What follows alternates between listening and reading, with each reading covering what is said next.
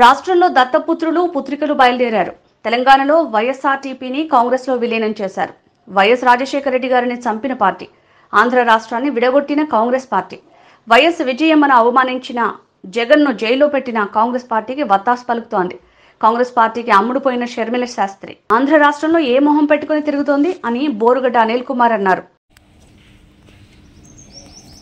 కళ్ళకి పొరలు అడ్డంబడి మాట్లాడుతున్నారు, అర్థం కాకుండా ఉండింది.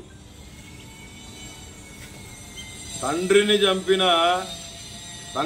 చంపిన కాంగ్రెస్ పార్టీ, షర్మిలా శాస్త్రి గారు మీకే చెప్తా ఉన్నా, మిమ్మల్ని క్వశ్చన్ చేస్తా ఉన్నా. మీకు దమ్ముంటే బోరుగడ్డ అనిల్ కుమార్ సవాల్ని స్వీకరించండి. నీకు దమ్ము ఉంటే బోరుగడ్డ అనిల్ కుమార్ సవాల్ని స్వీకరించు.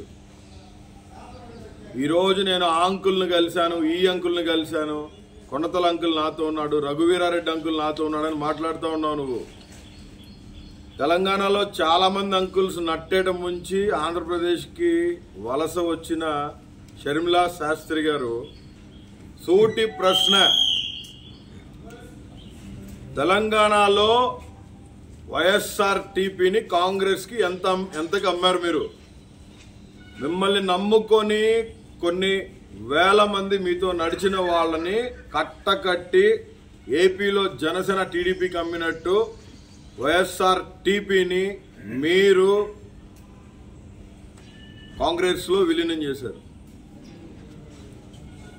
డాక్టర్ వైఎస్ రాజశేఖర రెడ్డి గారిని చంపిన కాంగ్రెస్ పార్టీ,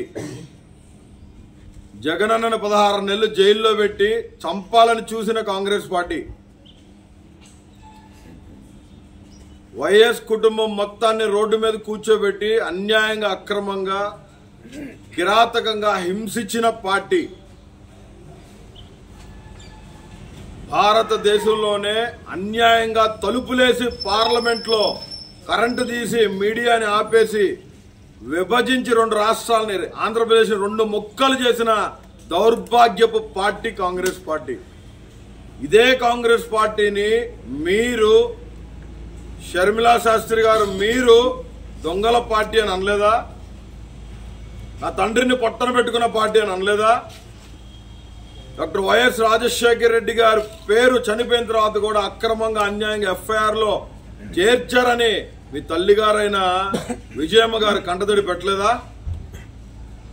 దీనంతటికీ మీరు సమాధానం ఏం చెప్తారు?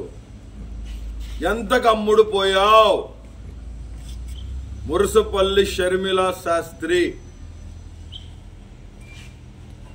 సామాజిక న్యాయం కోసం ఒక బిడ్డ, రాజన్న బిడ్డ పోరాడుతుంటే వైఎస్ఆర్ గారి పేరు పెట్టి కట్టకట్టి తెలంగాణలో మూట కట్టి రాహుల్ గాంధీ కాళ్ల ముందు బేరం పెట్టావు,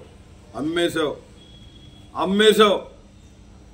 మళ్ళీ ఇప్పుడు రఘువీర అంకుల్, కొనతాల అంకుల్, ఆ అంకుల్, ఈ అంకుల్ అని వచ్చారు.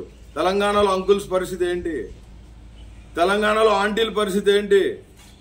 నిన్ను నమ్మి నీతో నడిచిన వారి రాజకీయ జీవితాన్ని సమాధి కట్టి ఈ రోజు ఆంధ్ర రాష్ట్రంలో ఏ మొహం పెట్టుకొని వచ్చావు? సూటి ప్రశ్న.